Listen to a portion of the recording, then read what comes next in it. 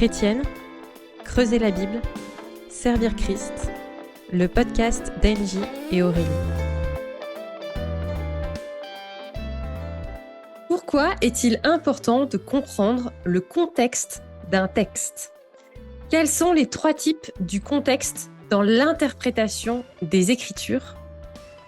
Qu'est-ce que l'approche en cible pour comprendre le contexte littéraire ? Voilà au moins 3 questions que nous allons aborder aujourd'hui dans notre podcast. Bonjour mesdames. Bonjour. Bonjour. Aujourd'hui, nous ne sommes pas 2, mais 3. Debbie est venue avec nous.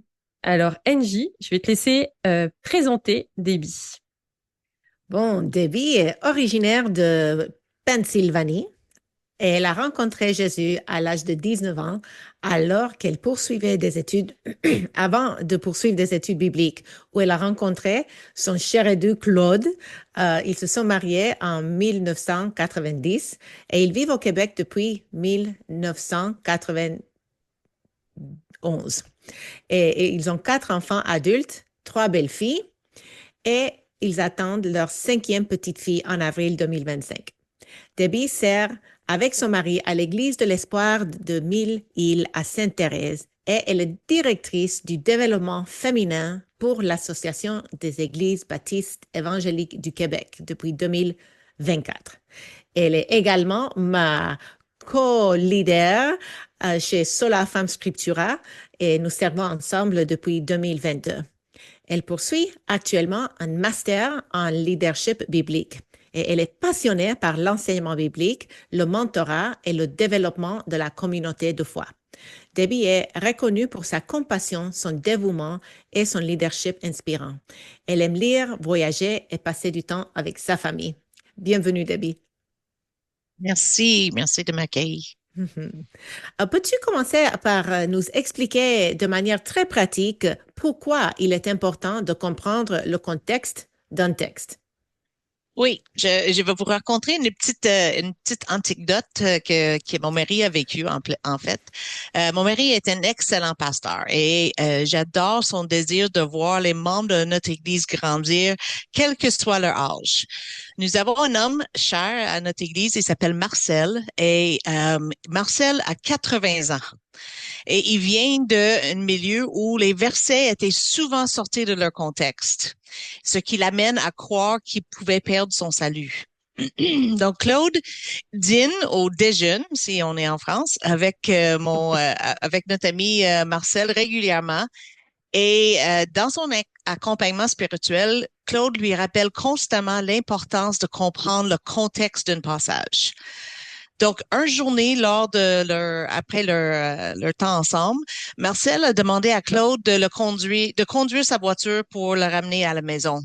Et alors qu'il quittait le stationnement, Marcel a rappelé à Claude d'enlever le frein à main. Et comme ce n'était pas garé sur une pente, Claude lui a demandé pourquoi il utilisait le frein à main. Et Marcel a expliqué qu'il y avait un problème mécanique avec sa voiture et que son mécanicien lui avait recommandé de toujours mettre le frein à main, quel que soit le terrain. Donc, il regarde Claude avec une petite lueur malicieuse dans ses yeux, puis il dit, le contexte, pasteur, c'est ce que vous m'avez enseigné. Donc, tout comme la voiture de Marcel nécessitait le frein à main pour les raisons qui n'étaient pas immédiatement évidentes, le sens de l'écriture dépend souvent de la compréhension des circonstances au-delà de le texte de surface. Sans contexte approprié, nous risquons de mal appliquer la parole de Dieu, tout comme on pourrait remettre en questionnement la nécessité d'un frein à main sur un terrain plat, sans connaître le problème mécanique sous-jacent. Donc, le simple perspicacité de Marcel démontre comment le contexte n'est pas seulement un concept académique, c'est une nécessité pratique pour comprendre correctement à la fois l'écriture et les situations de la vie. Est-ce que tu peux nous en dire plus du coup sur les 3 types de contextes qu'on peut rencontrer dans l'interprétation des Écritures ? Oui, c'est bien sûr. Donc, il y a trois types de contextes quand on étudie un passage qu'on veut prendre en considération. Il y a le contexte littéraire, historique et biblique. Donc, le contexte littéraire examine comment un passage se rapporte au texte environnant. Ça révèle le sens à travers les connexions, les progressions et les développements au sein du livre même. Il pose des questions. Comment cette section se rapporte-t-elle à ce qui l'entoure? Donc, le contexte, c'est le contexte littéraire. Le contexte historique explore le cadre au moment où le texte a été écrit et les circonstances tant de l'audience d'origine que les personnages bibliques. Il pose les questions, quels facteurs culturels, sociaux et situationnels ont façonné ce message? Et le troisième, c'est le contexte biblique. Et ça fait simplement référence aux connaissances scripturaires que l'auteur possédait et auxquelles il pourrait faire référence ou allusion. Les textes bibliques qui ont précédé l'écriture de notre passage. Donc, par exemple, on va parler aujourd'hui un petit peu dans le livre de Habakkuk. Cela inclurait la loi, donc la Torah, les écritures prophétiques antérieures à Habakkuk, les récits historiques, la littérature de sagesse et les psaumes, quelques psaumes, pas tous les psaumes, mais quelques psaumes. Oui, et souvent, les gens peuvent penser que le contexte biblique et tous les autres versets bibliques qui sont similaires à ce verset et qui se complètent comme des références croisées. Mais une référence croisée n'est pas la même chose que le contexte biblique parce que le contexte biblique est spécifiquement le fondement biblique que l'auteur avait, dont il se servait pour développer sa pensée et auquel ses auditeurs ou lecteurs auraient aussi compris l'allusion ou la référence, n'est-ce pas? Oui, exactement. Les références croisées, on va toucher plus à ça quand on va arriver à faire les connexions avec l'Évangile. Mhm. Oui, qu'on fera avec Ouais. Laura. Par le passé, je t'ai entendu parler de l'approche en cible pour comprendre le contexte littéraire. Pourrais-tu nous expliquer de quoi il s'agit? Oui, j'aime vraiment cette façon d'imager pour comprendre le contexte littéraire. C'est quelque chose que j'ai découvert dernièrement et pour moi, ça rend les choses très claires et simples à comprendre. J'aime le comparer à une cible. Donc, au centre même se trouve notre texte cible, les versets spécifiques que nous étudions dans Habakkuk, par exemple. Mais ce passage n'existe pas en isolement. Le premier cercle, si on imagine une cible, le premier cercle qui entoure contient le contexte immédiat, les passages directement avant et après notre texte. Dans Habakkuk, cela pourrait signifier d'observer comment une réponse divine se rapporte à la plainte spécifique du prophète. Le cercle suivant englobe le livre entier de Habakkuk. Son mouvement général de questionnement à la fois, ses thèmes récurrents, son message unifié du livre entier. Et après ça, le cercle extérieur, le plus extérieur, représente l'ensemble plus large de l'œuvre et du style de l'auteur. Donc, Habakkuk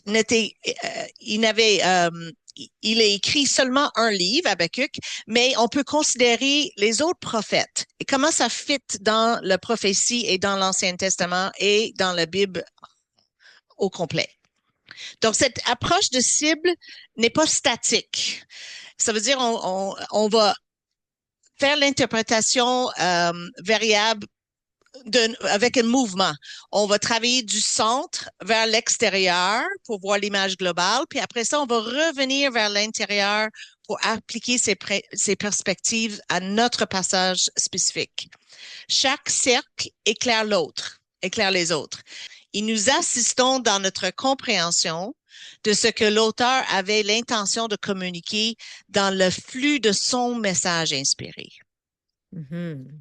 Est-ce Et que puis, c'est clair? oui, oui, oui.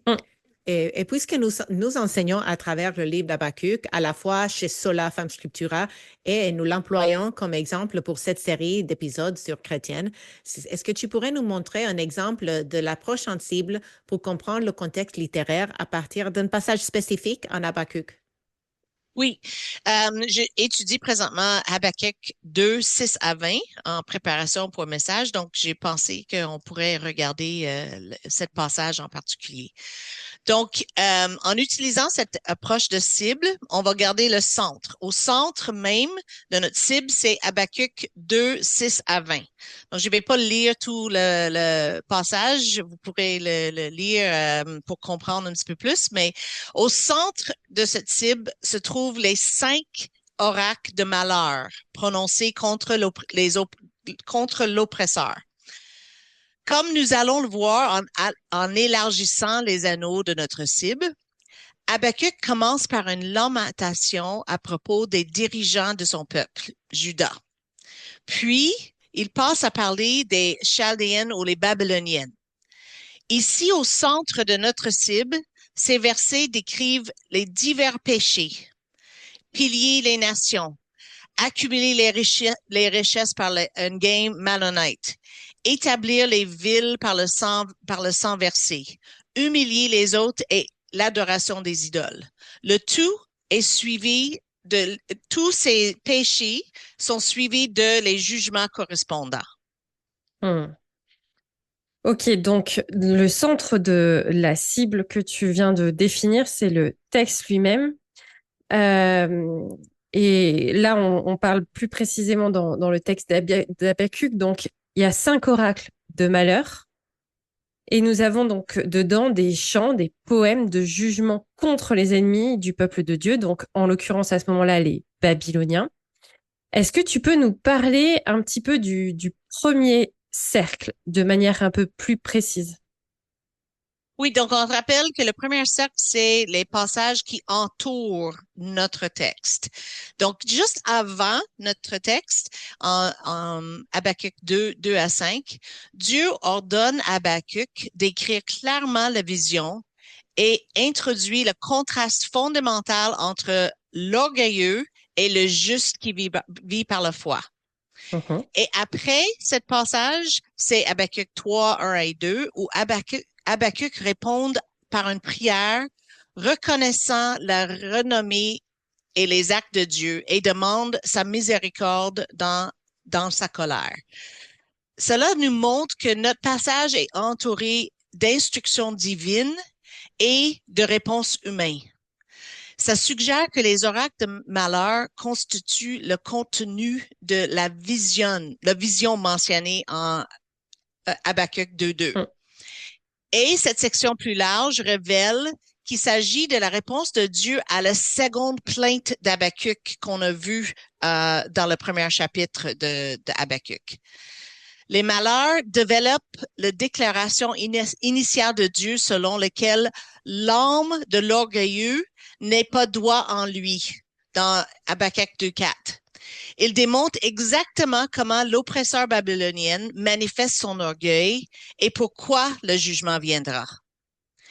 Dans ce contexte immédiat, nous voyons également quelque chose de vraiment intéressant.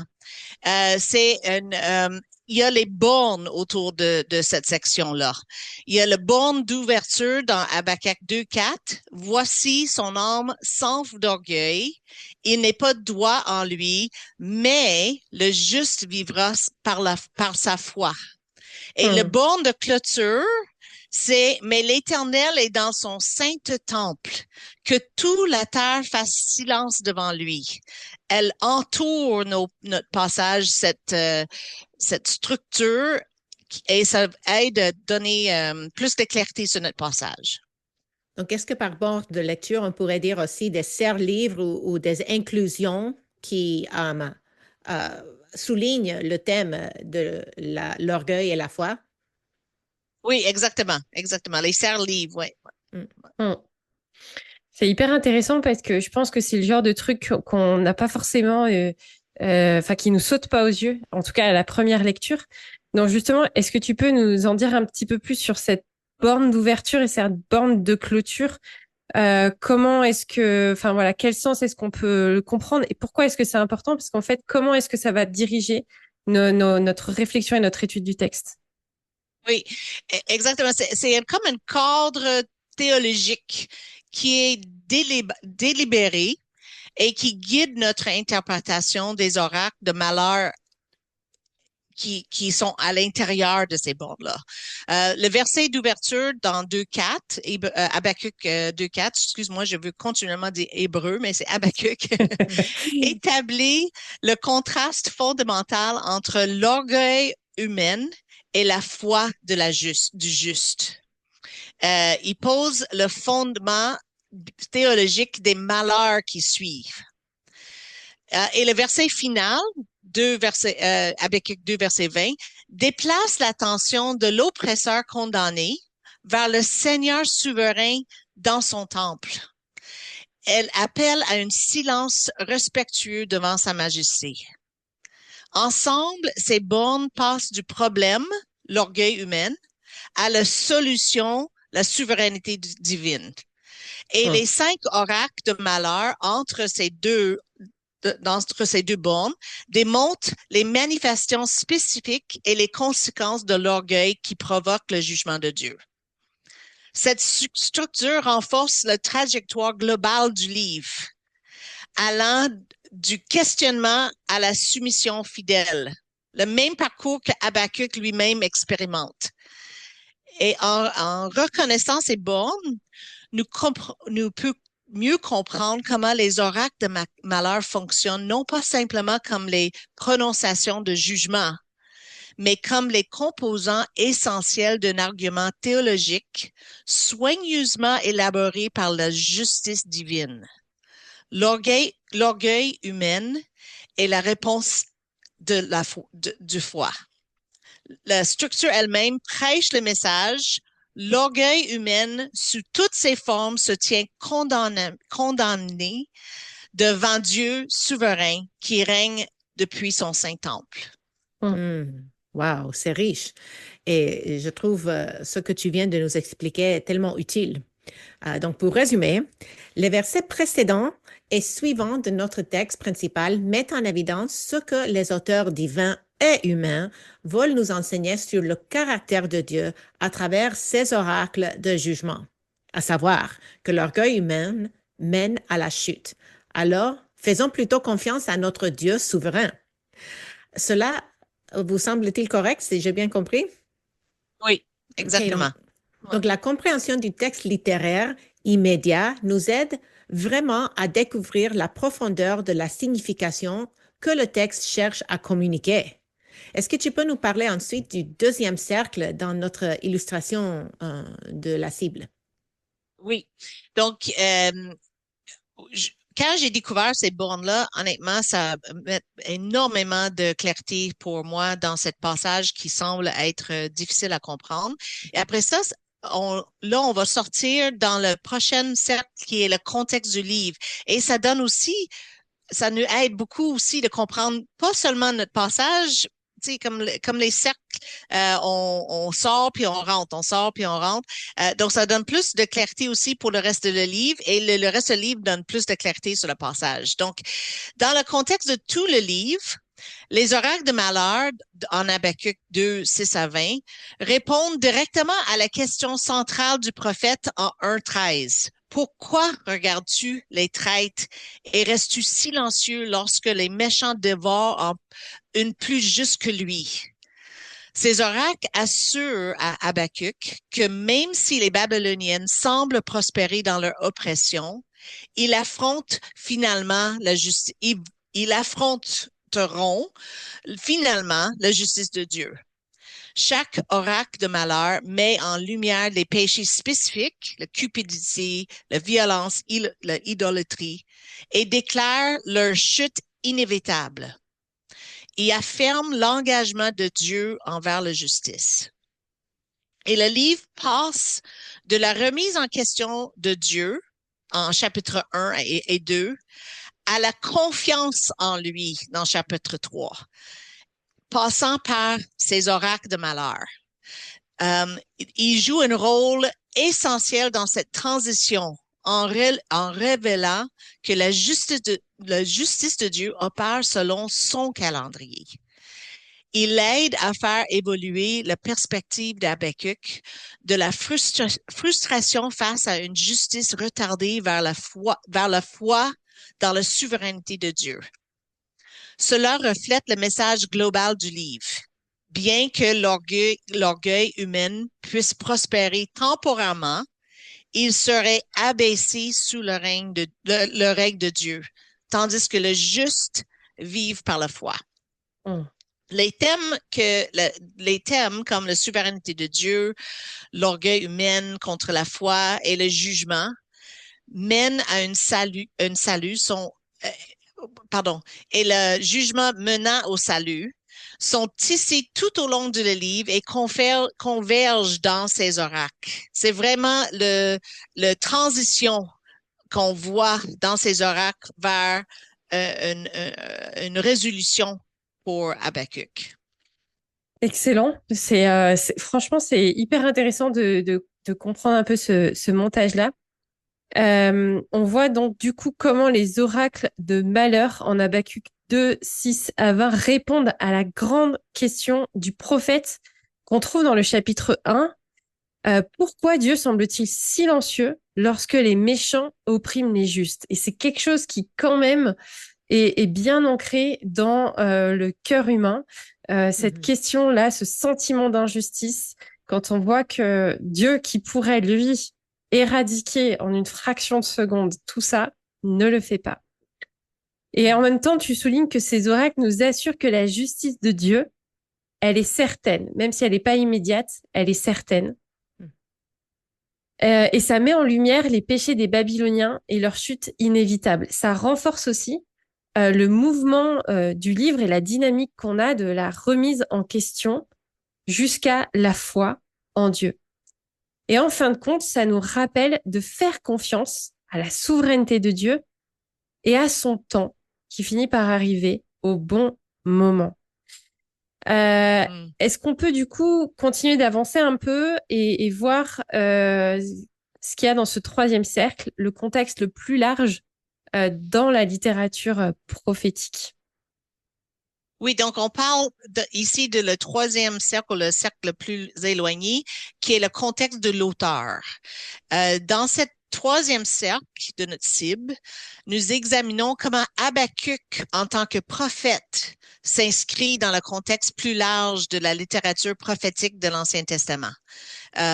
Habakkuk est l'un des 12 petits prophètes et son livre est caractérisé par un dialogue intense avec Dieu, où il pose des questions sincères et audacieuses sur la justice divine face à l'oppression des justes par les méchants. Habakkuk utilise ses oracles de malheur pour condamner l'injustice et annoncer le jugement divin, une pratique couramment utilisée par les prophètes comme Isaïe, Jérémie, Ézéchiel. Cependant, Habakkuk se distingue par son approche personnelle et introspective, où il interroge Dieu sur les événements qui se déroulent autour de lui. Les thèmes prophétiques récurrents tels que la souveraineté divine, la justice et l'appel à la foi sont centraux dans le livre d'Habakkuk. Le prophète souligne que le juste vivra par sa foi et renforce l'idée que la confiance en Dieu est essentielle face à l'adversité. Et en tant que prophète, Habakkuk nous montre que même dans la perplexité et la souffrance, il est possible de s'adresser à Dieu avec honnêteté et sincérité. Son livre nous rappelle que Dieu est engagé dans l'histoire pour maintenir la justice et il appelle les gens à la foi. Et ensuite, en situant Habakkuk dans ce contexte plus large, nous voyons comment son message s'inscrit dans une tradition prophétique plus vaste, soulignant la souveraineté divine et l'appel à la confiance en Dieu. Donc, en se déplaçant entre ces cercles, des oracles du malheur spécifiques à leur place dans la structure du dialogue du livre et inversement. Donc, on va à l'extérieur, on va à l'intérieur. Nous découvrons leur pleine signification. Ils résolvent la crise de foi du prophète en révélant la justice ultime de Dieu contre tout orgueil humain. Excellent. Est-ce que tu as utilisé des commentaires particuliers pour réfléchir un petit peu à tout ça? Je suppose parce que, spoiler, nous allons faire un autre épisode avec toi sur un autre aspect de contexte. Mais peut-être que là, pour celles et ceux qui se disent, ah tiens, j'aimerais bien creuser un petit peu tout ça, est-ce que tu as peut-être des références à recommander? J'ai un livre, un de les livres que je recommande vraiment, c'est le livre, elle est en anglais par exemple, un livre par Taylor Turkington qui dit tremble devant Dieu, je crois. Il faudrait que je Ok. pourrais vous donner les références que vous pourrez les mettre dans les notes. Et Trembling Faith by Taylor Turkington, c'est un excellent livre. Et j'ai pas il faudrait que je fournisse mes ressources exactement parce qu'ils sont dans mon Drive Logos. Donc, j'ai pas noté, pardon, Ok, mes références, mais oui, je pourrais vous ça fournir marche. les commentaires que j'ai utilisés. Et un bon commentaire aussi qu'on a procuré dernièrement. Mon mari a eu la chance d'acheter toute la collection de Calvin Ouais. sur les Écritures, puis c'est une excellente ressource aussi.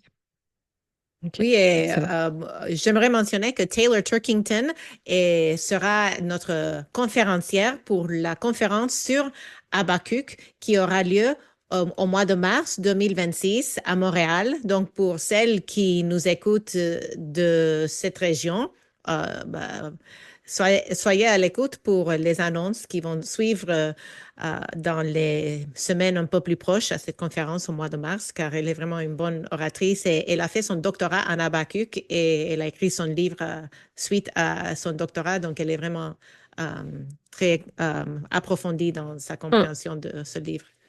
super. Et bon, on mettra tout ça en lien.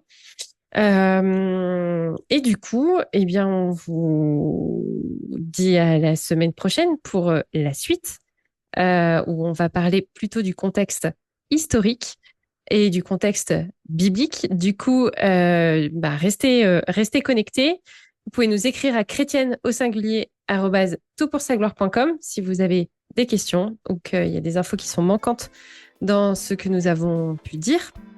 Merci de votre fidélité et de votre écoute. Et puis, Angie et Debbie, à la semaine prochaine. À la semaine prochaine.